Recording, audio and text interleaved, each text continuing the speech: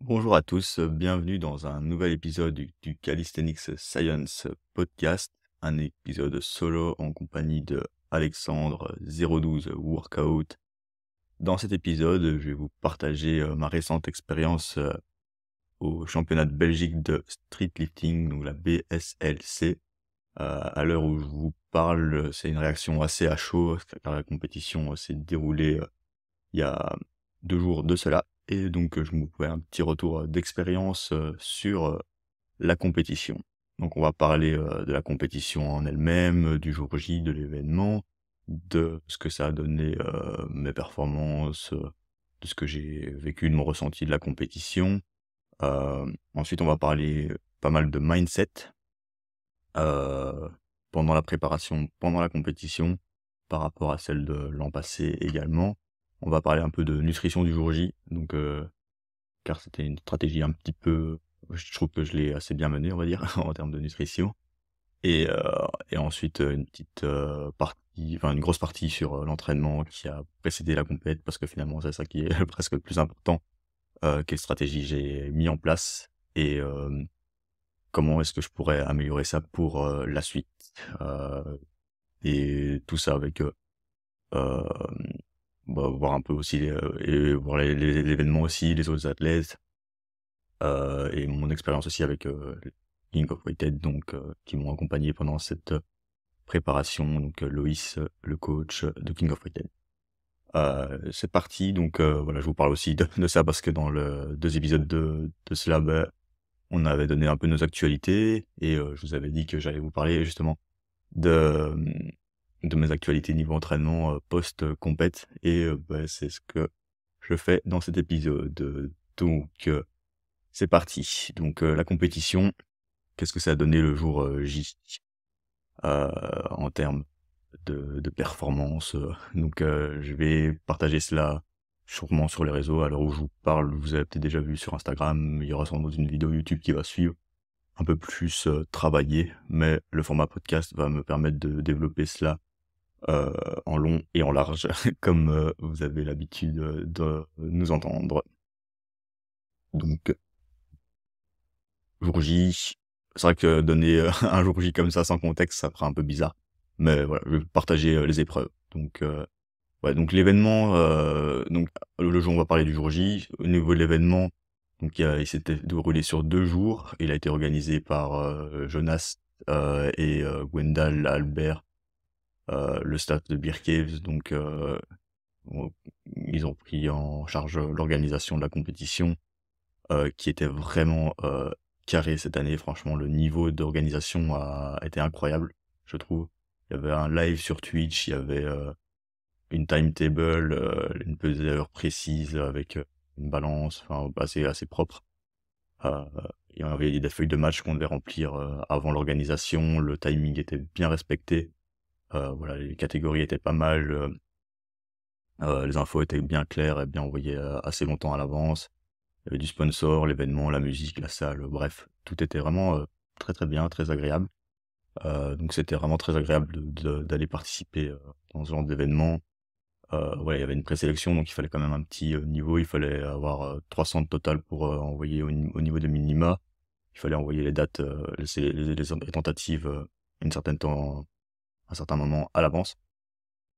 Heu et donc franchement, par rapport à l'organisation que j'avais faite de la NPSC en 2020, c'était autre chose, quoi. En 2020, on était beaucoup plus brouillon. On a pris, au niveau horaire, c'était un peu random, mais on est quand même bien sorti. L'événement de manière générale, les gens l'ont bien vécu. Mais niveau organisation, on était quand même à une grosse, distance de ce qui a été fait ici et donc c'était très professionnel, pour, voilà, pour ce qui est de la Belgique. Donc voilà, en termes d'organisation, en termes de niveau général, le niveau augmente drastiquement aussi en Belgique donc je savais déjà d'avance que j'allais clairement, pas faire un podium, que j'y allais dans un esprit de me battre, moi-même. Parce que je savais déjà qu'il y avait quand même pas mal d'athlètes, mais le jour J, j'étais encore plus surpris de voir, pas mal de personnes qui sortaient un peu de nulle part, qui arrivaient et donc j'arrive, je vois déjà les moins de 66 qui commencent à avoir de meilleurs totals que ce que je pouvais espérer faire, donc c'était déjà mal parti. Donc donc là, c'était un peu, on va dire, il fallait rester humble et puis voilà. Après je savais que je le faisais pas dans une optique, compétitive, mais plus dans une optique, personnelle et bah, être dans cet esprit de compète, ça fait le taf. Je vais vous parler un peu plus de ma prépa et de mon ressenti juste après. Donc au niveau du jour J, bah, voilà, on commence, 14h le samedi, heu, l'heure était assez précise, 1 mouvement, muscle up, donc warm up et tout, tranquille, donc je me sentais bien, donc franchement j'étais content parce que vu la prep, sur le muscle up, c'était un peu difficile.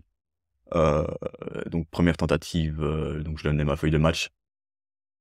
Oui, donc avec Loïs, j'avais complété une petite feuille de match, ce qui était vraiment cool parce qu'il y avait, il m'a vraiment mis par exemple, ma feuille de match avec, mes charges de départ, avec ce que je pouvais espérer comme total, avec, plan A, plan B, plan C, avec, mes séries de warm-up et tout. Donc tout était en fait, planifié à l'avance et je savais ce que je devais faire. Et puis il y avait même un petit reach si je me sentais vraiment en forme et donc ça c'était vraiment super, super, cool. Donc j'avais qu'à suivre le plan et ça c'est cool parce que ça m'a vraiment beaucoup déchargé, j'avais pas trop de décisions à prendre. Après j'ai pas voulu laisser mon ego prendre le dessus non plus donc voilà. Et j'avais peu d'attentes aussi, au vu de la prépa, ça parce que je reviendrai plus tard, sur le jour J donc j'arrivais dans un mood assez posé comme ça, assez relax et donc ça a beaucoup joué. C'était chouette.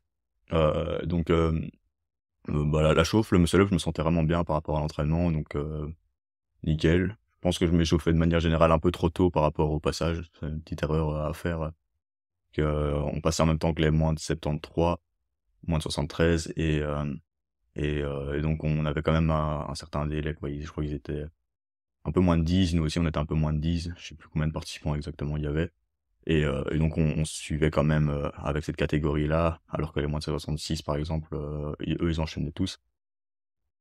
Donc c'était un peu difficile à savoir exactement quand on allait passer, heu donc je pense que je m'étais un peu chauffé trop tôt à chaque fois. Je pense que sur tous les mouvements, j'avais, parfois, plus de 5 minutes entre, enfin, même peut-être presque parfois 10 minutes entre mon dernier warm-up et mon passage. Bah, ça m'a pas du tout gêné, donc finalement, c'est pas grave, non, j'étais pas non plus à une demi heure à l'avance, mais ça, c'est une erreur, qu'on fait souvent, c'est s'échauffer trop tôt, trop tard parfois, mais c'est plus trop tôt que ça qui est problématique.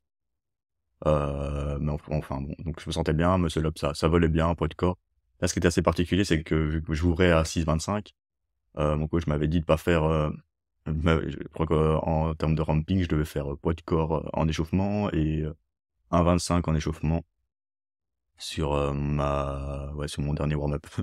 C'était assez court, quoi. J'ai fait un muscle up et j'ai fait quelques tractions poids de corps, muscle up, poids de corps, muscle up à 1,25. Oui, je crois que j'avais fait un élastique avant, donc voilà, c'était et du coup, bah, je me sentais quand même bien avec le 1,25, et donc voilà, je savais pas du tout comment ça allait donner le 6,25, hem et puis voilà.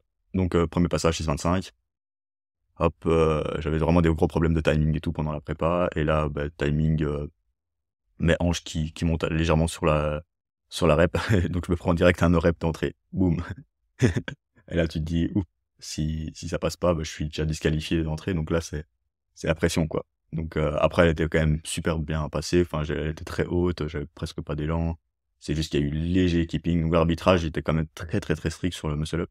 Je trouve qu'il était je dirais, ils étaient très stricts, mais parfois un peu inconstants. Parfois il y avait des muscle up no rep qui passaient pas et d'autres no rep qui passaient, je trouve. Donc je voyais des athlètes avant qui avaient mis 20 kilos qui se tapaient des no reps alors que, j'aurais clairement mis rep et parfois il y avait un 25, qui passait, moi j'aurais mis no rep et ils avaient mis rep. Ça chacun a ses critères. Je crois que les règles aussi ont un peu changé, mais sur le muscle up, bah, c'est toujours difficile à arbitrer. Mais bon, ouais, ils ont quand même disqualifié quand même des légères flexions hanches qui sont vraiment, enfin limite on la voyait pas, quoi, mais bon, c'est j'étais d'accord avec la décision, donc il y a pas de souci. Après, c'est pas ça qui me disait: «Tiens, je vais recommencer à 6,25».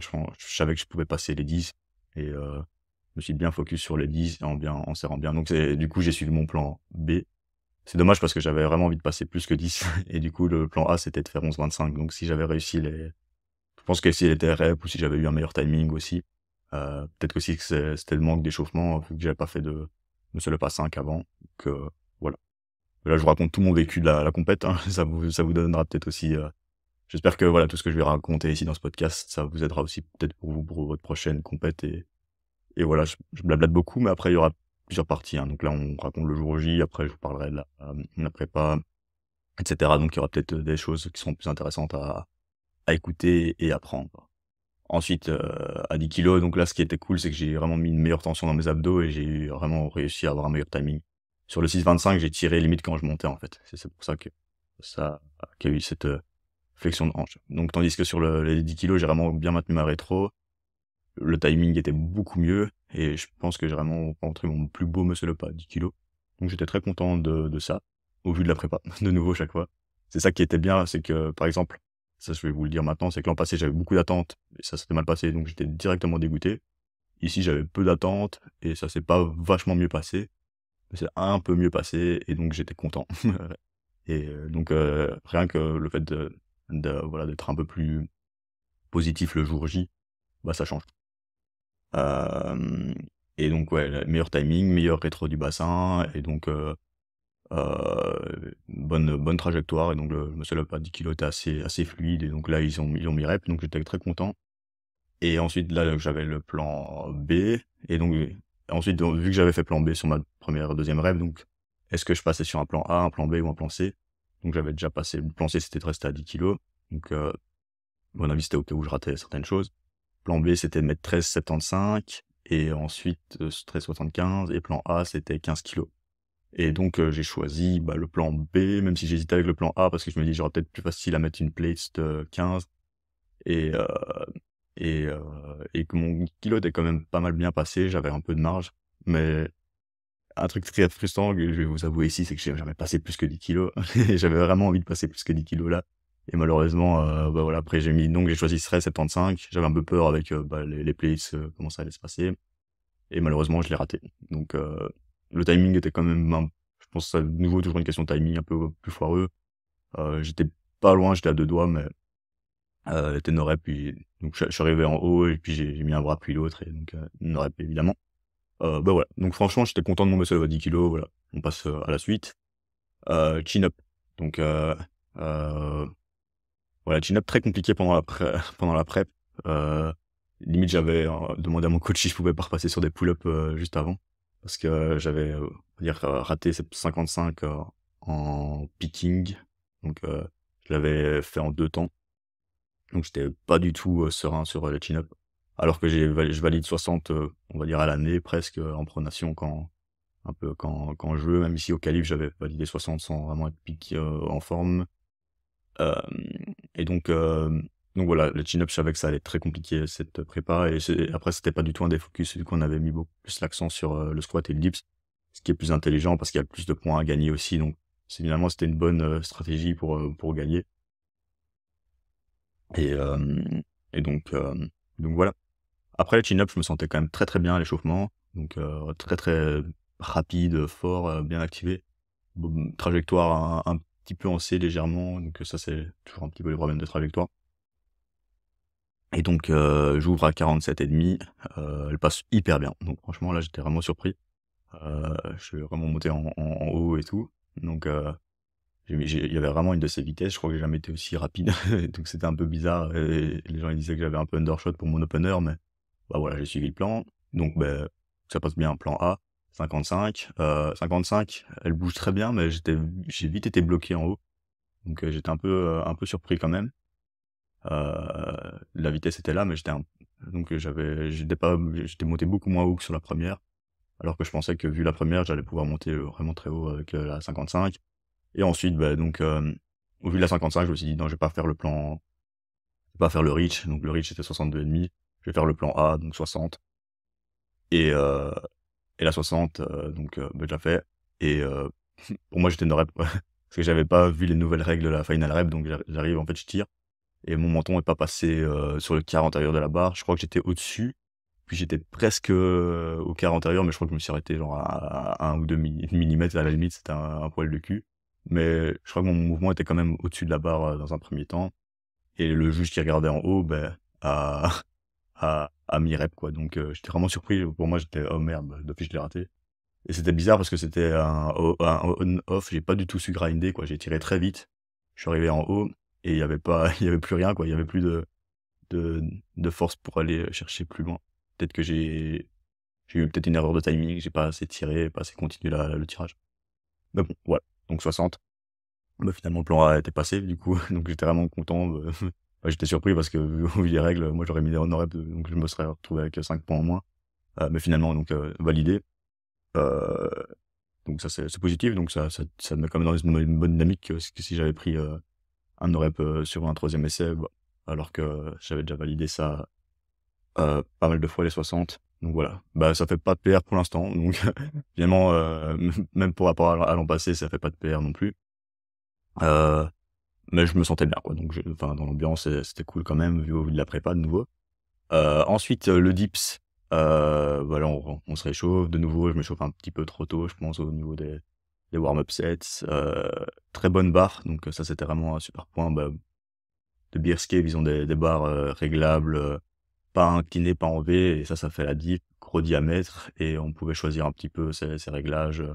Donc il y avait un nombre d'échelons, donc réglage, j'avais bien trouvé ma stance. Donc réglage 10, donc très, très, très confort, et c'était assez similaire aux barres de warm-up. Donc on pouvait aussi avoir des barres réglables en warm-up, donc c'était celle de CrossFit Pulse de Jonas, et donc j'ai pu adapter, le réglage, et donc ça fait vraiment la diff, donc pouvoir, avoir des bonnes barres, un peu plus similaires de warm-up et de passage. C'était très, très cool, donc bah, voilà, chaque athlète passait un petit peu à son tour, on précisait nos réglages, et donc let's go. Première barre 87, et demi.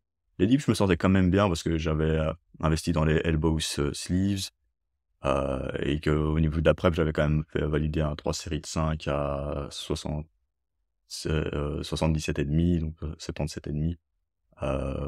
J'avais validé quand même des petites barres en compète, mais après je m'étais quand même bien craché, le cycle d'avant, et par contre pendant le taper, j'avais eu du mal même à 87 et demi, je les sentais difficiles, donc je savais pas du tout ce que ça allait donner, et là, bah, pendant les séries de passage, je me sentais très bien, et donc première barre à 87 et demi, no rep.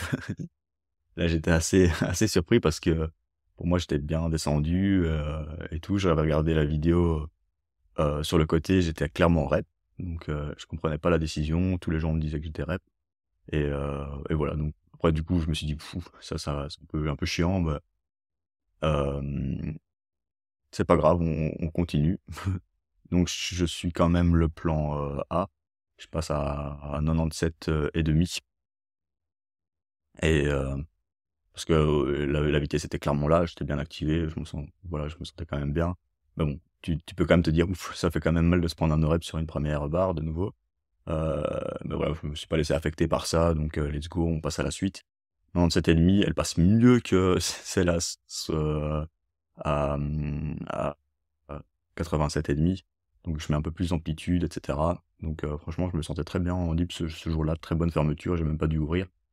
Donc ouvrir à partir, du passage, donc j'ai pas dû, on va dire, mettre mes pecs un peu verticaux et avoir une stratégie plus triceps. Je suis resté vraiment en pec, et ensuite, 3e essai, bah, j'avais jamais validé plus que 100 en compète. Enfin, j'avais déjà validé peut-être 4-5 fois les 100 à l'entraînement. En compète, je suis toujours resté à 95, j'ai jamais réussi à passer les 100, en compète, et donc j'ai quand même, choisi le plan B pour la sécurité. Je me suis dit: «Ouais, je vais laisser mon ego, je vais pas aller chercher le plan A à 105. Je vais quand même rester sur, le plan B à 102 et demi».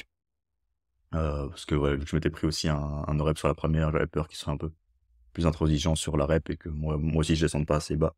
Parce que parfois dans la prépa, je descendais pas suffisamment aussi, donc j'avais peur de ça. Donc je m'étais dit: «Bah, allez, je vais quand même valider 102 et demi, pour être sûr, on va rester, sur de bonnes bases», même si je me sentais très, très bien, et donc là, 102 et demi qui est passé, donc très content. Elle était quand même relativement bien passée. Je trouve que j'ai un peu de marge, donc très content. Heu, Franchement, d'avoir une belle dips, quoi. C'est pas vraiment le chiffre qui m'intéressait. Je trouve que j'ai eu une belle dips, à 100 et plus du coup, et donc c'est encourageant, pour la suite. Ça, j'étais très content, et je pense aussi que les elbow sleeves jouent beaucoup. Donc franchement, j'ai investi dedans, 1 semaine ou 2 avant la prépa, et bah, déjà ça a diminué mes douleurs que j'avais au coude. Ça, j'y reviendrai, après, et hem et ça et ça, et ça augmente la perf, quoi. Donc là, j'ai pris des XS. Je crois que c'est ça la clé, c'est de vraiment prendre des super serrés. Et donc voilà, ça fait comme des elbow sleeves, ça aide beaucoup. Et et ce qui est bizarre, c'est qu'on sent qu'on n'est pas, on sent un peu invincible, quoi. On sent qu'on monte bien, quoi. Surtout le bottom qui est assez aisé avec ça. Bah, quoi, donc dips, on passe au squat. Squat première barre 147,5. Au vu de la prep, je me sentais pas du tout confiant dessus non plus. J'avais presque eu du mal avec 145 en taper. J'ai tapé un RPE 9 même pas en taper, ouais, sur le taper, donc 2 jours avant. Ouais, mon dernier entraînement était 2 jours avant aussi, donc ça, je reviendrai après. Et donc voilà, je me sentais pas top dessus, mais après j'ai fait les warm-up, la 140 elle était super bien, donc c'était mon dernier set de warm-up, donc ouais, je me sentais quand même assez confiant, pour, le 147,5. Donc je la passe, elle décolle vraiment super bien. Franchement, j'étais hyper, content, enthousiaste aussi. Et donc 157,5 deuxième barre, plan A. Heu je me sentais bien aussi, heu, elle passe bien. Après c'est vrai que j'avais revu la vidéo à 147,5, 157,5, je contrôlais pas du tout la descente. Je me suis dit vraiment laissé tomber, mais j'avais un très, très bon rebond et donc c'était pas mal. Donc la 157,5, ce qui était marrant, c'est que j'arrive en haut, heureusement le juge, Nico, Tortue Géniale, de la SWAT team qui était là, franchement, c'était cool d'avoir échangé avec lui aussi, ça je reviendrai peut-être parfois sur les échanges avec les participants, qui était là pour, comme juge et donc il a mis la commande donc c'était quoi exactement? Ben rack à mon avis, donc j'arrivais squat, rack, rack, squat, puis j'arrive en haut, il fait hop, ou il l'avait validé quoi. Genre une milliseconde après, je pars en arrière quoi, comme si j'allais tomber. Heureusement qu'il y avait quelqu'un derrière, sinon j'étais foutu, donc Gwendal m'a sauvé la vie. Et j'avais peur de me prendre un no rep à cause de ça. Je pense qu'en power, ils attendent 3-4 secondes. Même moi, à l'entraînement, je respectais 3-4 secondes. C'est la première fois que je pars en arrière. C'était un peu bizarre. Et, donc, heureusement, ils l'ont validé. Bah, vu qu'elle était bien passée, je me suis dit, bah, ok, je vais suivre le plan A. 165. Et limite, j'étais quand même confiant de passer là à 165. Bonne musique et tout à l'avance. Bien focus. Je me mets dessous et non, bah, je reste en dessous. Donc, je monte à moitié sticking point. Je pense que je suis reparti un peu en arrière.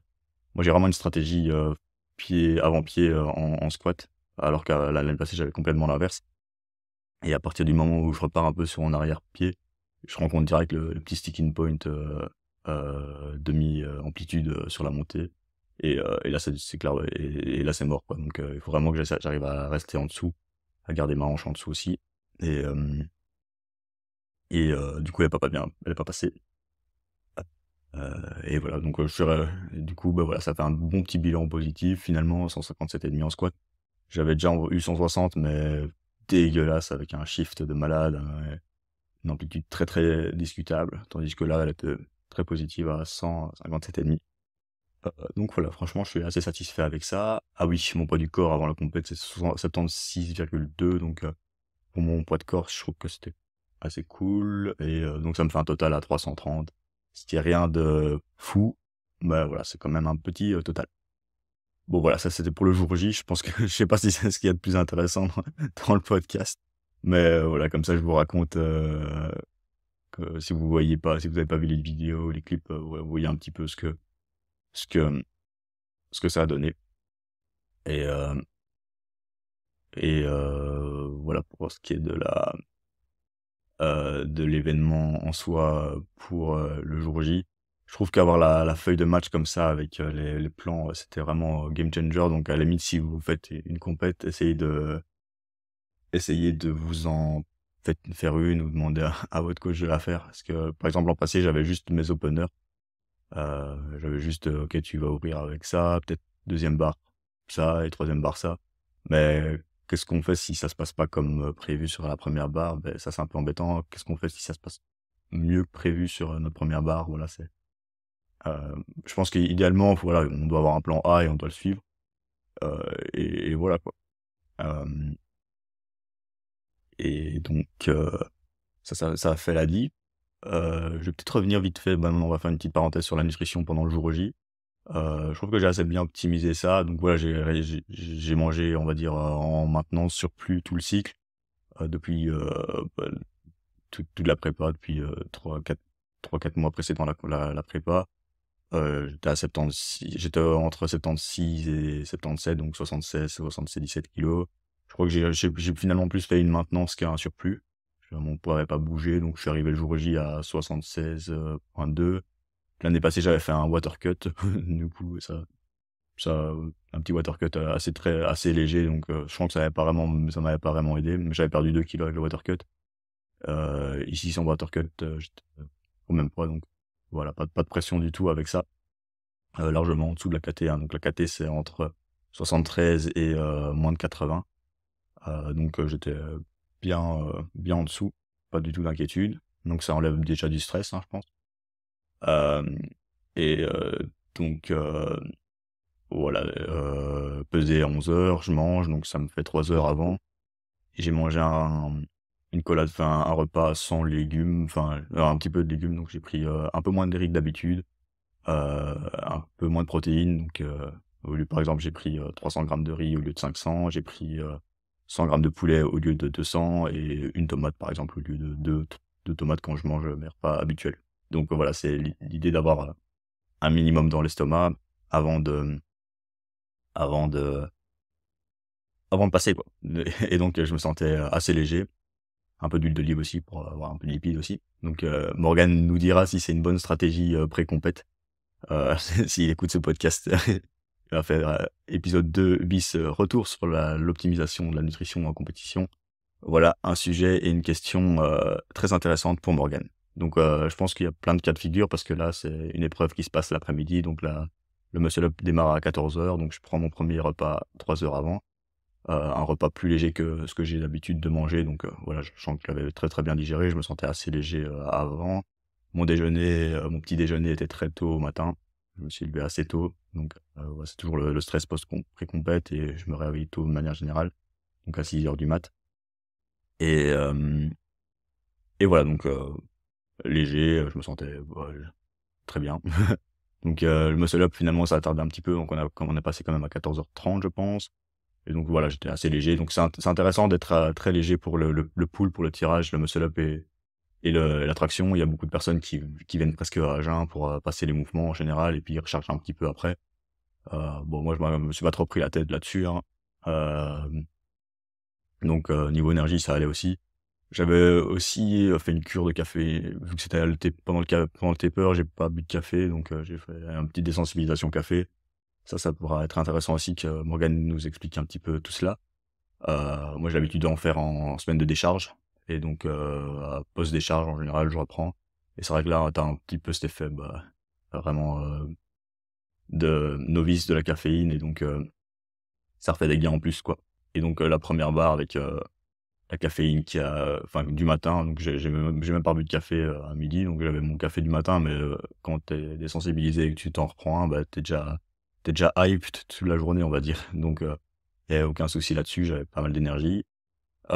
Donc bah, muscle up traction, qui se passe et donc après je recharge avec, avant le dip, je me dis: «Bah, tiens, j'avais une petite barre, protéinée, sur une commande, Prozis ou quoi, bah, voilà, un petit truc, je mettais un peu de glucides, un peu de prot, une petite légère barre». Donc voilà, j'ai juste pris ça et ça fait un peu de carbs, on va dire, et un petit goût sucré, voilà. La sensation d'avoir mangé, je pense que ça fait le taf avec une gélule de caféine.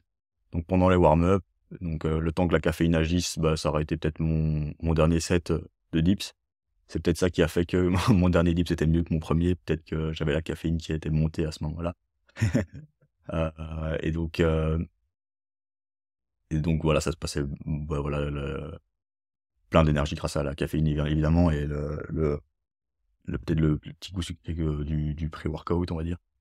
Et donc je fais le dips et bah, après les 3 séries de dips, je reprends une petite banane avant le squat et puis voilà le squat et donc voilà, je trouve que je trouve que je me sentais bien en termes d'énergie sur, tous les mouvements. Même si je suis resté en dessous sur la dernière barre en squat ou que je suis parti en arrière, je pense qu'en termes de focus et d'énergie, de digestion, j'étais vraiment, optimisé, je dirais et voilà, Morgane nous dira si c'est une stratégie, bien menée en termes de nutrition.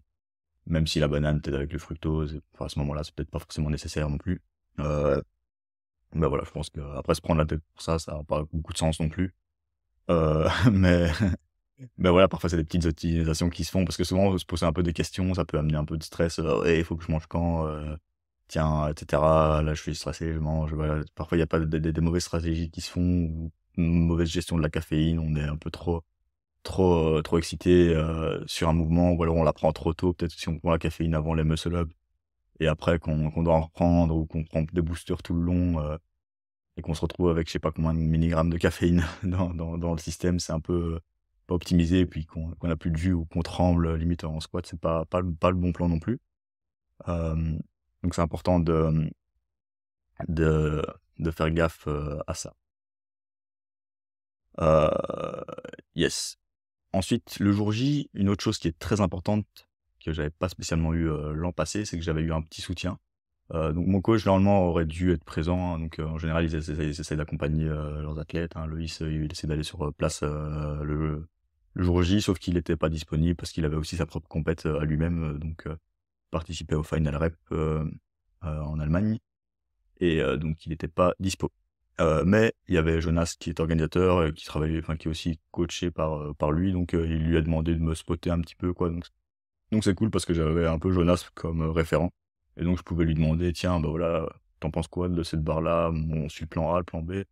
Puis, il me disait un petit peu quoi et puis, bah, Loïs m'avait aussi bien drillé avant, hein, comment il voyait les choses pour la compète. Donc, voilà, je me sentais quand même assez entouré. Tandis que l'an passé, j'avais juste eu mes chiffres à remplir et heu et voilà, j'étais un peu livré à moi-même, même si, Léo me disait aussi enfin avant j'étais l'an passé, c'était avec Stenix et j'avais aussi cette feuille de match et il me disait aussi que voilà, il aurait pu être réactif aussi sur, les lifts. Mais voilà, j'avais pas trop envie de déranger. Moi, j'aime bien, suivre le plan et c'est tout, quoi. Et donc là, j'avais quand même un plan très optimisé, c'était cool et heu et donc voilà, et puis j'avais, bah, Jonas pour me donner un peu des retours et voilà, quoi. C'était un je trouve que c'est un gros plus, quoi, avoir quelqu'un qui est un peu, qui regarde un peu à ce qu'on fait. Voilà, qui nous aide un peu même pour le warm-up à mettre les poids, voilà, c'est discuter un petit peu, de la prépa et tout, ça c'est cool, quoi. Ce qui était chouette, aussi, c'est que le jour J, j'arrive et je vois, bah, d'autres athlètes, Jonas par exemple, je lui dis: «Ça va ta prépa?» «Ouais, non, c'était difficile», «Ah bah ouais, moi aussi, tiens», puis ouais, tu en d'autres: «Ouais, là, je me suis cramé et tout», mon coach, il me programmait ça, c'était dur, tu vois? C'était assez marrant de voir un peu que tout le monde était un peu affecté niveau mindset. Hem, Bah, voilà, on va directement entamer avec le mindset, peut-être le jour J, peut-être le mindset, pré-compétition. Voilà, le jour J, je partageais aussi, bah, le mindset qui m'arrivait en passé et que j'ai pu voir beaucoup chez beaucoup d'autres personnes, cette compète. C'est que souvent, à l'entraînement, par exemple, on sait qu'on est fort, enfin, on sait qu'on sait valider certaines barres, et on espère que le taper va porter pas mal ses fruits, donc on a beaucoup d'attentes et heu et qu'on a beaucoup d'attentes et que le jour J, beh, voilà, on sait il y a des barres qu'on sait faire, qu'on mérite de faire ou qu'on prévoit de faire en compète et qui se passent pas comme prévu. Là, on peut vite se retrouver un petit peu niqué, quoi. Surtout quand ça arrive, sur les premières ou deuxièmes tentatives, chose qu'il ne devrait pas faire parce qu'on devrait, en général, mettre des barres qu'on sait toujours soulever sur les premières, hein. Donc il vaut mieux être très, très conservateur. Mais ça, ici, ça arrivait de voir, des athlètes qui rataient leur première voire leur deuxième barre et donc d'office que les mecs, ils repartaient chez eux, quoi. Je crois qu'il y en avait un qui est reparti. Il y en a qui étaient vraiment enfin, on voyait directement qu'ils étaient affectés.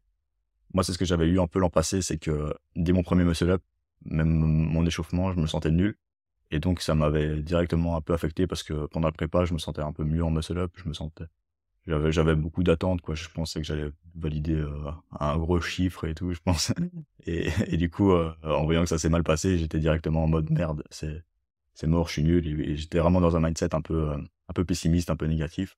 Tandis qu'ici, vu ma prépa, je m'étais dit: «Bah, c'est quand même dur, ça va être chaud.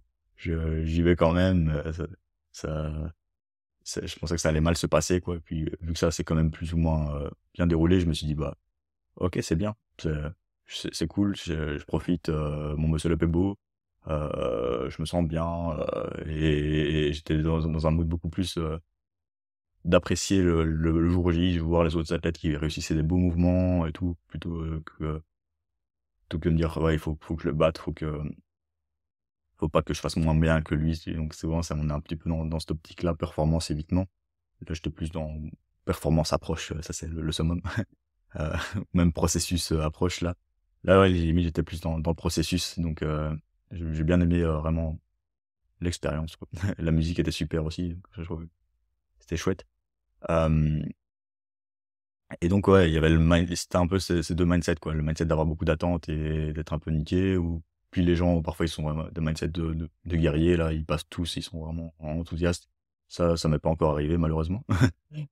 Tu vois, ils sont vraiment ouais PR, PR, PR, PR sur tous les lifts donc ouais. Après, ça peut arriver mais quand en plus quand on est débutant ou parfois quand on est bourré qu'on a fait une prépa de malade. Hem Et moi, j'étais plus en mode, bah, voilà, si je laissais mon ego à la maison, je sais bien que ça va pas se passer comme j'aurais envie que ça se passe, je sais que ma prépa était difficile, donc je battrais pas des records. Par exemple, sur le muscle up et le traction, je m'attendais pas à grand chose. Le dip, je savais que j'allais faire un petit peu mieux, mais pas d'extravagant et le squat, je pensais que ça allait être compliqué, quoi. Même ma première barre, je la sentais j'avais un peu peur de ça, mais je savais que tous mes openers étaient d'office validés et qu'en général, les plans, A et B, du deuxième de la deuxième tenta devait tout se passer, quoi. Et donc voilà, j'espérais taper un petit PR si ça venait, quoi et essayer de valider tous les lifts.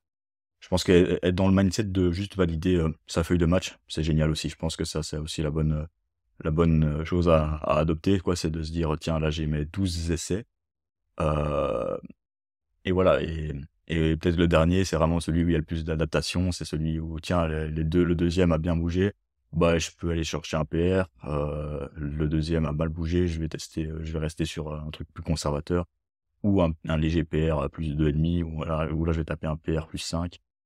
Heu, donc heu ça, c'est important à prendre en compte. Heu et donc finalement, je trouve que mon mindset était beaucoup plus positif pendant la compétition qu'en pré-compétition. Donc je vais vous parler de mon mindset un peu pré-compétition. Premier bloc, enfin, on va dire que pour résumer, j'ai fait un premier bloc, très bien et un deuxième bloc, dégueulasse. Donc mon premier bloc très bien, bah, voilà, je me dis: «Tiens, là, j'ai le temps, ça se passe bien, ça monte». Là, je les sens, hein, la traction 70, le muscle up à 15, le dips à 110, 115, je le sens, le squat à 170, ça va venir, hein. Là, j'ai encore 4 mois, let's go, quoi. Et puis, 2e bloc, ouf, ah là, échec, overshot, merde, ça fait mal. L'échéance arrive, ouf, purée, fait chier. Et donc, excusez-moi pour, les insultes sur le podcast. Là, ça va être plus compliqué et donc, mindset un peu plus négatif et plus les semaines avancent, échec sur échec, ça j'arrivais pas à remonter la pente et donc là, limite, je m'étais dit: «Tiens, est-ce que je vais même participer à la compète?» Ça se passe mal, il reste 2 semaines. Vers la fin, les 2 dernières semaines, je suis ça remontait un peu, mais c'était déjà trop tard, quoi. J'étais même, en sous-perf par rapport au premier bloc. Je le sentais pas trop non plus et et puis même au niveau du taper, à la fin, là, c'était très dur. Donc niveau mindset, avoir aussi cette pression de l'échéance, chose qu'on n'a pas trop l'habitude quand on s'entraîne en skill, je pense. Donc voilà, quand on s'entraîne en skill, on essaie plus ou moins d'être bon à l'année, quoi. On a beaucoup moins cette pression, d'échéance et on est beaucoup plus libre de progresser, quoi. Quand ça se passe mal, bon, on peut se dire: «Tiens, là, cette semaine-ci, je réaugmente pas. Là, je me gère un petit peu plus, c'est pas grave, il y a rien qui arrive, quoi». Tandis que là, bah, les semaines approchent, tiens, la compète, c'est dans un mois, là, c'est dans 2 semaines, là, 3 une semaine et c'était dur, quoi et puis vu que je dois aussi suivre le plan, hein, donc hem, le plan, c'était aussi de faire un picking qui fatigue, hein. Donc un bon picking, c'est un picking difficile quand même. Donc c'est pas normal de se sentir bien en picking et donc là, bah, là, pour le coup, le le picking était bien fait parce que j'étais un peu fucked up à la fin. Peut-être un petit peu trop justement et du coup, à cause de moi parce que, voilà, en fait, j'avais chaque fois des charges avec des RPE et des séries à atteindre et souvent, bah, j'overshotais et donc ça, à chaque fois, c'était 145 RPE 7 et ça passait en RPE 9 alors, du coup, tu te dis: «Oups, ça c'est pas normal», mais voilà, alors que théoriquement, je savais que les 145, je pouvais les faire en RPE 7 et le moment même, bah, ça fait RPE 9 et du coup, là, tu es dans un mindset: «Purée, je respecte pas le plan, c'est dur, je suis faible». Et j'avais joué ça un peu tout le deuxième bloc et et donc voilà, je le sentais vraiment pas du tout pour, la compétition. Mais voilà, donc ça c'est un peu l'aspect mindset, qu'on a en compétition et je pense que ça joue une partie hyper importante. Je m'en suis vraiment rendu compte, cette prépa-ci. Déjà l'an passé aussi, hein, je pense que dans ma vidéo, je vous avais parlé de ça, j'avais plus vraiment envie de faire de compétition, je sentais que j'avais pris beaucoup, là-dessus. Hem Et là, c'était marrant parce que ouais, l'an passé, j'avais un meilleur mindset pré-compétition et en compétition, horrible. Ici, j'avais un mauvais mindset, pré-compétition et en compétition, OK. Et même ici maintenant, après expérience, j'ai envie de reparticiper, quoi. J'ai envie de revivre, ce genre de moments. Même si je sais que j'ai pas le niveau compétitif, voilà, faut être réaliste, le niveau augmente drastiquement. Il y a des gens beaucoup plus forts, donc il y a des personnes en moins de 66, des personnes en moins de 73 qui étaient plus fortes que moi. Dans ma caté, finalement, je m'en sors assez bien. J'ai même pas regardé le classement, mais je crois que je suis 4e ou 5e sur, je sais pas, 7 ou 8. Je pense qu'il y en a qui sont pas venus. Bah, voilà, c'est pas dingue, mais ça va. Mais par contre, les 2 premiers, ils sont bien loin devant. Sylvain et Albert, donc ils étaient bien bien plus au taquet dessus. Voilà. C'est vrai qu'en termes de mindset aussi, au vu de l'an passé, je m'étais dit: «Je vais plus, participer à des compétitions, je vais vraiment prendre le temps de construire» et je voulais me focus sur la skill. Puis avec King of Weighted, au début du coaching, on s'était dit: «Bah, tiens, s'il y a une compétition, pourquoi pas?» mais je leur avais dit quand même: «Voilà, je me sens quand même pas spécialement prêt, j'ai pas trop envie de faire, une compète, et tout». Puis finalement, on a vu que l'événement arrivait, Jonas m'a un peu chauffé et tout et donc on s'est dit: «Bah, allez, il y a une échéance». C'est intéressant en termes de programmation voilà, de mettre en place ce plan avec des deadlines, ça rajoute quand même plus de données, ça te fixe un peu un état de forme et tout, franchement, en termes de programmation. Ça, c'est cool aussi, c'est un peu, l'aspect processus. C'est, mettre en place sa progra, optimiser les choses et tout, pour être à son niveau de forme. Ça apporte un peu de richesse dans la prog et ça, c'est cool, quoi et donc c'est ça que j'avais envie de découvrir aussi, curiosité. Heu, voilà, c'est un peu les facettes du mindset à avoir, quoi. Mais, le mindset, c'était difficile, hein. Par exemple, quand on overshot, il y a plein de muscle ups que je ratais, donc il y a beaucoup, beaucoup d'échecs, j'avais raté des squats, j'ai raté, voilà, j'ai raté beaucoup de choses. J'aurais jamais raté si, j'avais raté des dips, sur, enfin une séance, ouais. Je suis pas resté en dessous, mais j'ai pas respecté les trucs, 1 mois avant, donc voilà, c'était assez compliqué. Donc ça, c'est pour la partie, mindset et ça, je l'ai vu aussi, chez des autres, quoi. Par exemple, avec les attentes, on voyait je savais qu'il y avait j'avais vu des athlètes qui envoyaient du lourd en prépa sur les réseaux. À chaque fois, ils tapaient des beaux PR, chaque semaine et puis le jour J, je voyais qu'ils avaient raté leur deuxième barre à ce PR qui normalement aurait dû passer et ils étaient très très affectés par cela et après voilà, c'est toute une gestion. Peut-être qu'ils étaient justement, en forme, avant la compète et que le jour J, bah, ils étaient plus dans une condition de forme et tu en as d'autres, ils sont niqués avant la compète et le jour J, ils sont bien. Donc ça, c'est un bon picking aussi, hein. Un bon picking, comme je l'ai dit plus tôt, faut quand même avoir un bon niveau de fatigue et puis le taper va dissiper la fatigue pour être en forme, le jour J. Hem, là, c'est tout ce qu'on a fait mindset, on a fait la nutrition, la feuille de match, un peu le coaching avec, King of Weighted, et là, on va attaquer, bah, tout ce qui était entraînement, pré-compétition. Voilà, je vais revenir un petit peu, à la base, d'où on venait, pour, préparer cette compétition. Donc avec King of Fighters, je leur avais expliqué un petit peu ce que j'avais fait l'année passée avec, Stenix.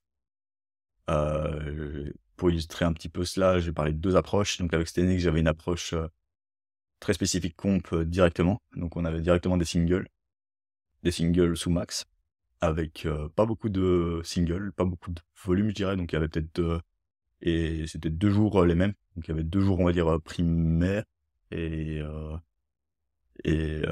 très spécifiques. Donc c'était, par exemple, muscle up par contre, ouais, muscle up c'était le poids du corps, pour commencer. Donc voilà, c'était des singles au poids de corps, 4 fois 1 et 8 fois 1. Traction c'était, 2 fois 1, 2 fois 1, je crois que sur les 2 jours. Il y avait peut-être des petites différences, hein, mais c'était approximativement ça. Et puis c'était de la variation et puis c'était plus de l'hypertrophie, quoi. Donc il y avait finalement très peu de volume sur le mouvement, mais beaucoup de spécificité et le volume se faisait plus sur de l'accessoire, en fait. C'est un peu cette stratégie-là. qui est très bien aussi, hein, mais finalement qui m'a pas trop porté ses fruits. Et aussi que je l'avais pas trop apprécié, quoi. J'aimais pas tellement les entraînements comme cela. Ensuite, il y avait le dips, c'était un peu après la même chose. Et le squat également aussi. Ouais, c'était aussi la même chose sur le squat. Il y avait peut-être un jour léger, un jour lourd en squat. Et ouais, il y avait une légère ondulation, mais c'était assez léger, quoi. Toutes les séances étaient quand même assez lourdes, quoi. C'était toujours presque du primaire. Tandis que et donc j'avais envoyé un peu mes données comme ça les semaines d'avant. Où il m'a dit: «Ouais, t'es arrivé à la compète un peu fatigué, ça manquait peut-être un peu de volume». Et donc là, ils ont fait un peu la stratégie inverse, qu'ils ont appliquée sur pas mal de personnes, hein. Donc Mika s'entraîne exactement comme ça aussi.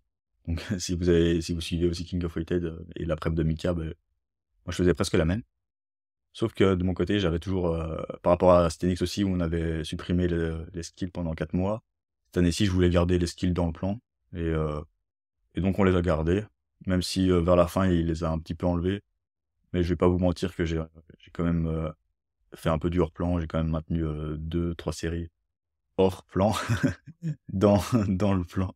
Donc j'ai pas trop respecté et peut-être que ça c'est peut-être ça qui m'a causé le préjudice. Même si je poussais pas trop dessus, j'ai quand même fait, allez, peut-être, quelques séries, de front et de planche en plus.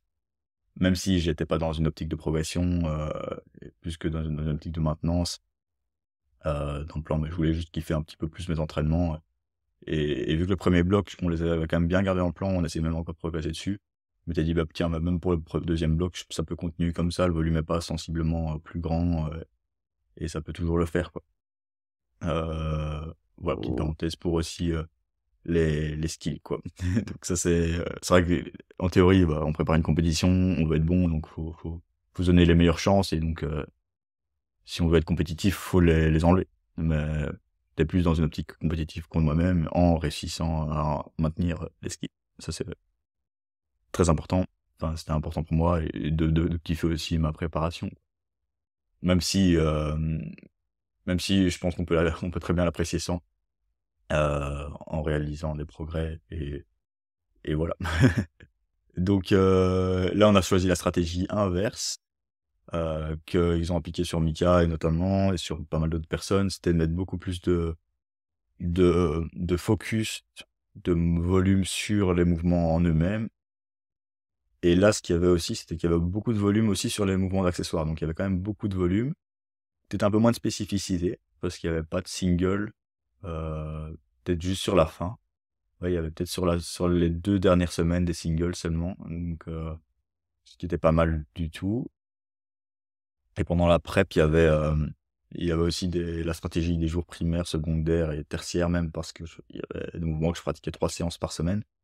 Et ça, c'était assez intéressant parce que ça ondulait assez bien les intensités, on touchait un petit peu à tout et en termes de programme, j'ai plus apprécié, cette expérience-là. Même si parfois il y avait moins de, allez, moins de si je compare les 2 approches, je dirais que c'était plus conservateur, plus strict avec, Stenix, surtout sur les skills.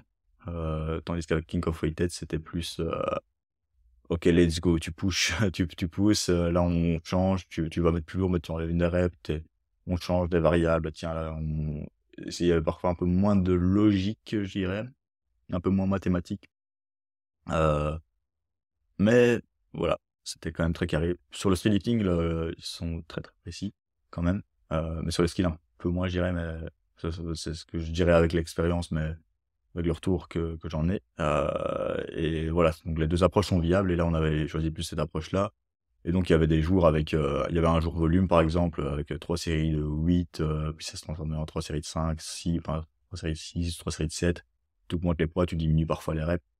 Un jour posé, par exemple sur le dips, là, je pense au dips, hein, 3 séances semaine. Un jour, lourd, primaire avec, top set, back offset. Tandis qu'avec Stenix, c'était toujours OK, 2 fois 1, tu restes au même poids, et puis on augmente de 1,25, de 2,5. Là, c'était parfois tu augmentes de 5 kilos, mais tu diminues d'une rep. C'était plus, des gros incréments et une et des, et une diminution plus grande. Et donc en fait, ce qui était intéressant avec cette stratégie-là, c'est que dans ton bloc, ton intensité, on va dire, est basse et elle monte assez vite. Tandis qu'avec Stenix, on avait une intensité haute qui augmentait pas tant que ça. Et donc tu restes sur une intensité haute tout le bloc. Euh, et donc voilà, c'est un peu différent comme stratégie. Tandis que et tu pousses sur des accessoires, tandis que là, tu as ton intensité haute, basse. Tu pousses pas trop sur tes accessoires et tu vas pousser sur tes exercices primaires, quoi. Et t'as pas le choix de pousser parce que ça augmente bien. Et voilà, donc dips 3 séances semaine, volume, pause et jour primaire, top back-off. Traction, jour secondaire, pause rep, plus top set back-off sur le deuxième jour. Muscle up, muscle up. 3 séances semaine aussi à la base, mais les choses sont pas passées, donc on est repassé à 2. Et donc là, c'était gamme montante à chaque fois. Donc c'était 5 séries de doublés normalement, qui sont transformées en cluster à la fin. 5 séries de doublés, et un peu sous max, plus un jour primaire, on va dire back-off ramping. Et voilà, tu montes toujours avec un peu de réserve en principe, sauf que j'avais pas de réserve. Et un troisième jour, c'était plus partiel, donc c'était traction haute. Enfin, high muscle up, quoi. Donc tu essaies de passer les chests au-dessus de la barre, les pectoraux au-dessus de la barre. Voilà, ça c'était un peu la stratégie. Et le squat, c'était un jour light, donc qui devait pas trop bouger, ça devait plus explosif. Par exemple, le format c'était 3 séries de 5 et on n'a pas trop bougé pendant le bloc. Bah, à la fin, ça s'est quand même transformé en 3 séries de 4, hein, avec un léger incrément de 2,5 là, c'était plus léger, et un jour primaire là qui a graduellement, qui a monté quand même pas mal. Top 7 en single et back-off en gamme, en série ascendante. Donc c'était assez intéressant quand même. J'ai bien aimé le format. Difficile, mais intéressant. Donc tu fais un top 7 single et puis tu fais tes séries ascendantes en low bar. Et dans le premier bloc, on était sur un jour secondaire high bar en ascendante et un jour primaire en pré-bar. Tout ça aussi pour dire que dans le programme, il y a toujours une logique, quoi. Il y a toujours le premier bloc. Là, de ce que je vais parler, c'est plus l'illustration du deuxième bloc. Et donc voilà, c'est un peu la stratégie qu'on a attaqué pour les 3 mouvements. Voilà, les incréments. Comment est-ce qu'on évolue à partir de là? Ouais, donc le premier bloc, c'était à peu près la même stratégie avec un peu plus de volume. Deuxième bloc, l'intensité augmentait, la spécificité augmente, on s'est rapproché vers des singles tout doucement. Premier bloc qui s'était très bien passé, donc là vraiment j'ai validé 2 journées 80, 82,5 en 4 reps. J'ai fait 5 reps à 80 avec RPE, c'est RPE 8 ou 7 je crois, 7,5, donc j'étais assez enthousiaste avec ces chiffres-là. Le squat, à un moment, j'ai validé 147,5 en doublé, je crois que c'était très bien passé. Après, j'ai raté 152,5. Le dips, à un moment, je crois que j'avais eu 3 reps à 83,75, c'était très difficile. Et donc là, c'était un peu le début de la chute. À ce moment-là, en début de deuxième bloc, je pense que j'avais fait un bras de fer, ce qui m'avait un peu fait mal au coude, évidemment, le truc débile à faire. Donc je vais parler maintenant des 3 facteurs qui ont, on va dire, impacté mon deuxième bloc et qui ont fait que qui ont foiré ma prépa, en fait. Si je pouvais désigner ces 3 facteurs-là, c'était le fait d'overshot. Ça, je pense que je dois vraiment être responsable de ça. Donc l'overshot, c'est le fait de ne pas respecter le RPE. Donc souvent, il me prescrivait une charge, donc 120 kg, RPE 9, RPE 7 par exemple, et je faisais RPE 9, tu vois. Donc ça, c'est vraiment ce qu'il faut pas faire. Et donc j'aurais dû, en fonction du RPE 7, diminuer les 120 kg qu'il m'avait prescrit. Mais vu qu'il avait écrit 120 comme un con, je faisais 120 kg. Donc ne soyez pas stupides, respectez vos RPE avant la charge, par exemple, ce qui est plus important. Mais faut pas être fainéant.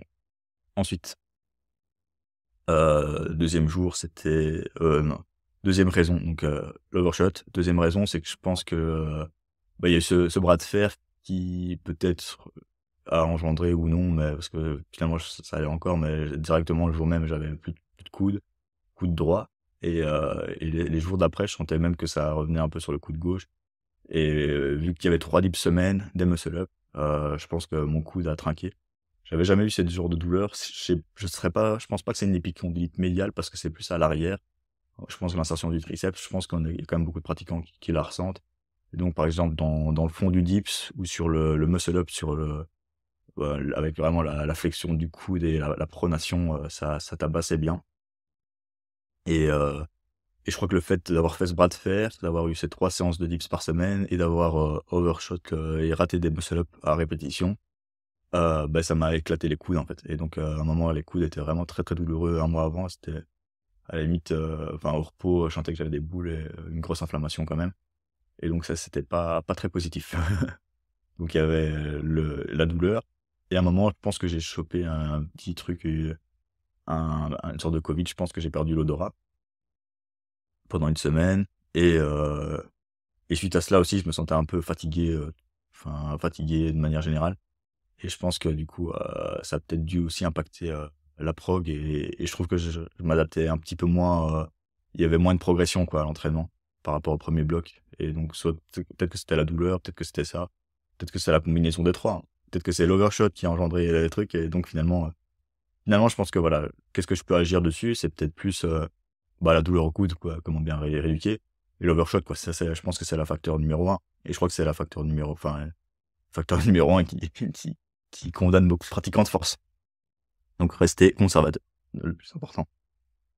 Et donc ça, il faut que je retienne la leçon et je sais que je la retiens jamais parce que je continue à me casser la tête dans le mur et que c'est pour ça que j'ai besoin d'un coach.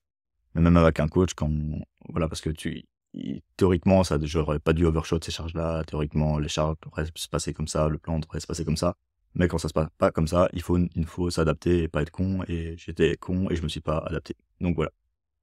Et voilà, ces 3 raisons ont fait que mon deuxième bloc était très, très, très compliqué et heu et que je le sentais pas du tout. Donc voilà, bah, après voilà, j'ai quand même eu on va dire un semblant de progression dans le bloc, hein, donc on a quand même augmenté l'intensité, donc on s'approchait quand même de l'échéance. Il y a quand même des jours où ça se passait plutôt très bien, donc voilà, mais il y a quand même eu pas mal de fois où je ratais des muscle up même à 5 kilogrammes, où les dips montaient lentement, où le squat, où j'avais raté un squat, où le squat était assez difficile, où le RPE était, 2 crans, était 2 RPE au-dessus du RPE, prescrit et la douleur, pour la douleur, comment est-ce qu'on a géré ça? Donc voilà, il y a une compétition qui arrive, c'est pas l'idée d'enlever un mouvement ou de diminuer le volume ou l'intensité. Donc on a essayé de continuer le plan comme, prévu. Ce qu'on a fait, c'est qu'on a viré le jour où je faisais les tractions, pec au-dessus de la barre, parce que c'était le mouvement limite qui me posait le plus de problèmes. Donc celui-là, on a viré, on avait pas le jour, on a viré le muscle up là. Donc on est passé de 3 à 2 muscle up semaine. On a, mis en place un exercice de préhab pour le coude, en gros, je faisais des triceps extensions en pronation, 5 jours semaine avant chaque entraînement, 3 séries de 15. Donc c'était pas mal, je trouve. En fait, ça me soulageait énormément, genre triceps extension à la poulie, pronation. Si vous avez mal au coude à l'arrière, hésitez pas à faire ça, avant vos dips et tout, ça fait pas mal le taf. Heu, Parce que aussi la douleur que j'avais, c'était, sur ma première série de warm-up, même au poids de corps, ça faisait mal, puis j'avais plus mal. Donc c'était une série qui faisait mal, pas ou même suspension à la barre, un petit peu mal et puis je faisais une traction, j'avais plus mal. Donc juste quand je ratais ma muscle up, là, ça lançait. Donc ne pas rater ce muscle up, ne pas overshot et et puis voilà, en s'échauffant, ça allait. Mais c'était plus au repos aussi, donc bah, je pense que c'est un peu la douleur classique, hein, des tendinites. Hem, c'est aussi la douleur classique des tendinites. Mais voilà, franchement, avec la petite gestion du volume en moins et cetera, ça faisait vraiment pas mal le taf. Un truc qui m'a énormément aidé pour la blessure aussi, c'est que j'avais commandé mes elbow sleeves, sur, la fin de la prépa, donc je les ai eus la dernière ou les 2 dernières semaines et en les mettant, ça m'a soulagé direct, quoi. Même, là, par contre, même à l'échauffement, j'avais pas mal du tout au coude et post-séance, j'avais moins mal, donc sur la semaine en général, ça allait de mieux en mieux. Est-ce que c'est ça ou est-ce que c'est l'évolution naturelle de la blessure? Est-ce que c'est la répétition des exercices de préhab aussi qui ont fait que, bah, voilà, donc ça ça on saura jamais vraiment. Mais voilà, donc 3 facteurs, overshot, blessure et maladie, parfois ça peut niquer une prépa et puis je pense qu'un autre facteur, c'est le mental, quoi. De nouveau, vu que ça se passait un peu difficilement, je pense que mon mental était à chier. Donc j'étais vraiment, j'overshotais, je continuais à overshot et je disais à mon coach: «Ouais, je suis nul, fuck it, je passerai jamais ces 10 kilos en muscle up, heu, même 5 kilos je les rate», c'était, je devais être un peu, pas très cool, ouais, pas positif quoi, donc ça c'est pas cool.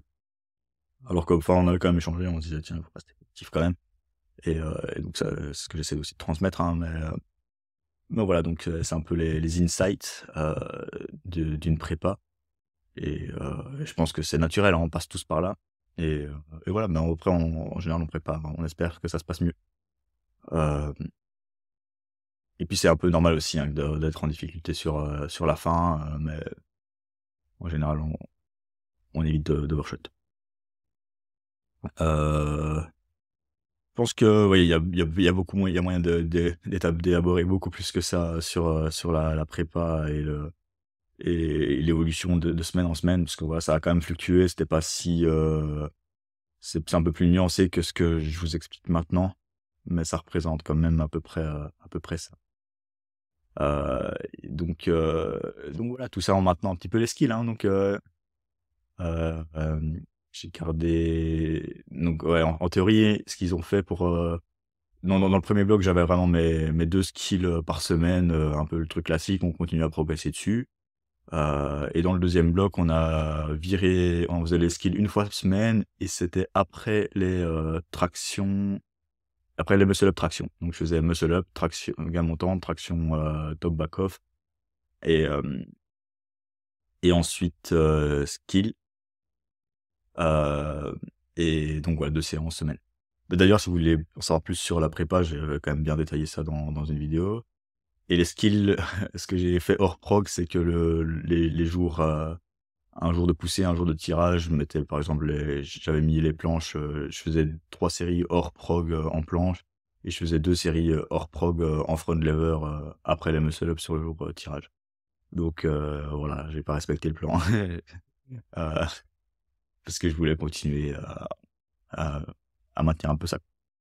Et donc après la compète, ce que j'ai fait, c'est que j'ai fait une petite straddle et un front lever pour voir où j'en étais, et ça a tenu un petit peu. Donc pas de folichon. Je savais que je sentais que je perdais mes skills, hein. Donc pendant la prépa, je me sentais, bah, vu peut-être avec toute la fatigue qu'il y avait aussi, je commençais à perdre, ma protraction en planche, de semaine en semaine, c'était de plus en plus enfin un peu, elle était de plus en plus dégueulasse, et mon front ça allait par contre. Donc heu,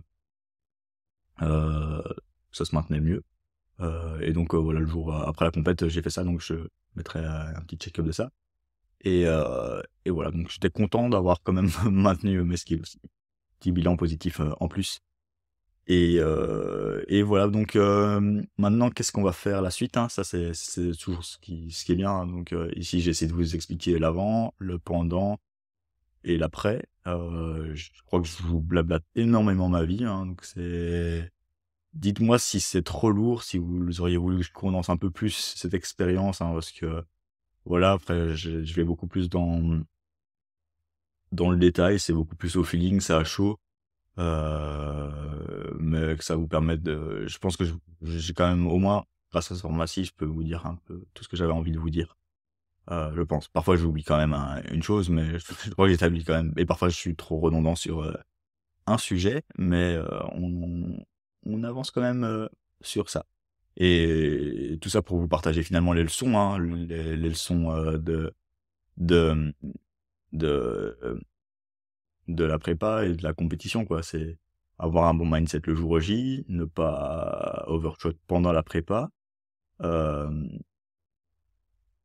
bien gérer ses entraînements. Ça, c'est la partie la plus importante aussi, hein, parce que c'est vrai que je vous ai parlé de mindset et tout, mais l'entraînement était quand même, bien fait, hein, donc malgré mon caractère d'avoir overshot et cetera, je trouve que la prépa était assez qualitative, et voilà, suivre le plan. Donc ça, j'ai quand même essayé de le suivre, c'est juste que tant bien que mal, bah, avec les overshots, et puis voilà, gérer les imprévus, gérer les situations un peu plus compliquées.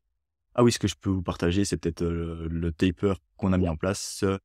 Donc on a mis, un picking, Bah, finalement, j'ai tenté on va dire presque un max, la semaine d'avant, donc je pense qu'ils me considèrent comme un athlète un peu, de gabarit moyen, plus faible, donc tu peux te permettre de faire un picking plus tardif et tenter tes max, à 10 à 7 jours avant la compétition. Je crois que j'ai fait 10 jours avant, enfin il y avait un jour push, un jour tirage je pense, et donc j'ai fait dips lourd, squat lourd. J'avais fait un dips à 95 qui était très bien passé quand même. J'avais perdu quand même mes épaules, donc j'avais fait un petit groove, mais il était facile je pense. Ensuite un squat heu, à 150 qui était bien passé, mais qui était RPO 8. Ouais, il était quand même bien passé, mais il était un peu questionnable sur, l'amplitude. Je pense qu'il était rep, mais il était quand même juste. Heu, une traction que j'avais ratée à 55 et en 2, elle était tirée en 2 temps, et le muscle up, j'avais réussi 10, heu, mais avec une technique pas trop bien, mais c'était assez remonté. Par contre, la semaine d'après, j'avais eu, après donc la semaine d'après, c'était le dernier picking. Ensuite, le lendemain du picking, je fais une formation je refais un petit recyclage de personal training, une petite formation de coaching, et on avait fait un gros hit de 2 heures un peu débile. Je lui ai dit que je voulais essayer de me gérer un petit peu, mais bon, j'ai pas pu m'empêcher de pousser un petit peu quand même. Et donc ça a dû un peu de fatigue, mais je pense pas que ça a dû changer grand chose. Mais cet entraînement-là m'a fait décaler un peu mes 2 séances de taper de 2 jours. Donc le taper, c'était, 2 séances. Donc il y avait 2 séances de taper la dernière semaine, c'est tout. Et donc c'était, plutôt que de faire ma séance le lundi et ma deuxième le mercredi, et avec les compétitions le, samedi, ce qui me laissait 2 jours off, j'ai décalé d'1 jour. Donc j'ai fait ma séance 1 le mardi, ma séance 2 le jeudi, et puis un jour off, et puis, la compète. Mais je sais que quand je prends, 3 jours off ou 2 jours, off, en général, je suis pas trop bien en termes de mouvement. Donc finalement, ça me dérangeait pas trop de décaler d'un jour, et j'avais envie d'expérimenter ça, et donc ça l'a fait, quoi, enfin, je pense. Heu et heu et voilà, et donc le taper était, bah, c'est basique, hein, donc tu diminues pas mal les charges, tu faisais un petit single un peu plus léger, et toujours, voilà, un petit volume d'assistance, heu et le dernier jour, c'était une séance, complète, hein, donc c'était un muscle up, chin up, heu, dips, squat, sous max, et jour 1, c'était, un jour, bah, classique, allégé, voilà. Et le taper était difficile. Donc j'avais du mal à 87,5 en dips, j'avais du mal à 145 en squat, j'avais, du mal en traction à 40 kilos, et et le muscle up, j'ai même fait un no rep, j'ai même fait un échec en taper, donc pour vous dire que je le sentais pas du tout le jour J, avant d'y aller. Voilà, donc et maintenant la suite, qu'est-ce que je vais faire, de mon côté? Donc le coaching va bientôt se finir avec, eux. Moi, je vais repartir sur, quand même quelques skills. À la base, je m'étais dit: «Tiens, plus jamais de compète», ça j'étais dans le mal, ça tout du long.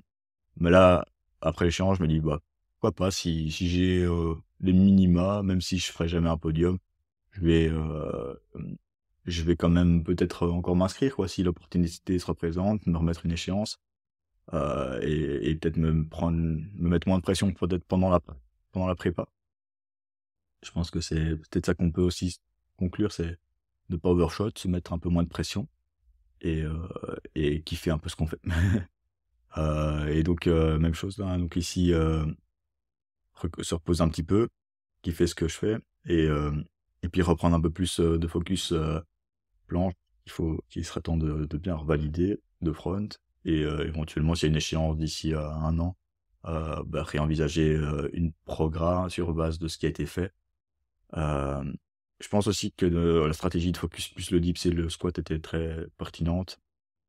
Je pense que la traction aurait pu s'améliorer, mais à cause des échecs en muscle up, des coups, c'était difficile de progresser dessus, et voilà, mais je pense que je peux aussi dire que la chin up était pas faite pour moi, ça je pourrais en reparler plus, mais on a choisi la chin up évidemment pendant la stratégie, et hem et c'était difficile, enfin, je sens que c'est un peu bizarre comme mouvement, c'était un peu, j'étais très, très peu constant sur le mouvement. En chin up, j'ai l'impression que ma technique varie d'un jour à l'autre. Tandis qu'en prona, je suis beaucoup plus constant.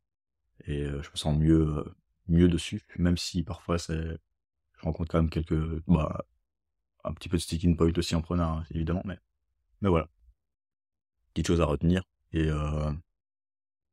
le muscle up, c'est compliqué. Là, j'aimerais bien envisager une stratégie où j'essaie d'augmenter un petit peu mes reps au poids de corps. J'ai toujours fait beaucoup de 8x1, beaucoup de singles, etc. À un moment, on avait quand même essayé d'augmenter un peu les reps en doublé, triplé, et j'avais bien aimé. Ça montait bien à ce moment-là. Les gammes montantes, ça se montait bien à un moment. Et puis voilà, essayer de trouver un système pour pas se cracher au-dessus des 10 kilos, pouvoir monter bien plus haut. Et après, voilà, aussi je m'étais dit, c'est normal aussi que le muscle up passe pas forcément à plus que 10 kilos si le tirage s'améliore pas spécialement non plus. Donc ça, c'est aussi la solution qu'il faut fixer, donc toujours augmenter sa traction. Et donc là, va falloir que je trouve des solutions pour faire ça. Et le dips, il y a toujours moyen d'avoir un peu de marge. Et le squat aussi, hein. Mais maintenant, si je mets un peu plus de focus en skill, il va peut-être falloir régresser un peu sur le squat à court terme. Et si j'envisage une compète, là, remonter dessus. Mais voilà, la stratégie d'avoir fait un gros changement technique en squat était vraiment très payante. C'était tout pour ce Calisthenics Science podcast épisode 1h10 de blabla. J'espère que ça vous a été utile, hein, ce partage d'expérience. Et que voilà, je pense qu'il y a encore plein de choses à dire, mais je vais m'arrêter là parce que sinon ça va durer trop longtemps. N'hésitez pas à me dire un peu ce que vous pensez de ce genre de format de retour d'expérience. On se retrouve pour un prochain épisode. J'essaierai d'aborder un petit sujet plus spécifique de l'entraînement éventuellement. Force à vous les gars, si vous préparez une compète, j'espère que ça sera utile, ou même dans vos entraînements au général, hein. Il y a pas mal de petites leçons à apprendre, à retenir. Et ce qui est bien, voilà, je voulais partager ça, ce que je discutais par exemple avec Nico, même si on a une marge de progression parfois limitée, même si on a beaucoup d'expérience, même si on n'est pas forcément au niveau, il y a toujours, je pense, quelque chose à améliorer, quoi. Un format de répétition à changer dans ses entraînements, une stratégie, un taper à envisager, peut-être faire 2 jours avant, 3 jours avant, une stratégie nutritionnelle à changer pour peut-être faire mieux. Voilà, ici c'était stratégie inverse que j'ai fait dans le passé. Peut-être que finalement je devrais peut-être trouver une combinaison des deux.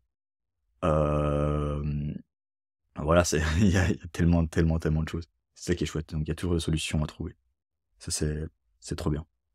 Si vous souhaitez aussi bénéficier de cette expérience, que je puisse vous transmettre, n'hésitez pas à prendre un call avec moi et je pourrais vous accompagner éventuellement dans une prépa de compète ou dans vos entraînements pour réussir un mouvement, parce que parfois réussir un mouvement c'est un peu la même chose. Ne pas avoir trop d'attente, ne pas overshot, kiffer l'expérience et progresser. Allez, c'était tout pour le Calisthenics Science podcast solo de retour de la compétition et let's go.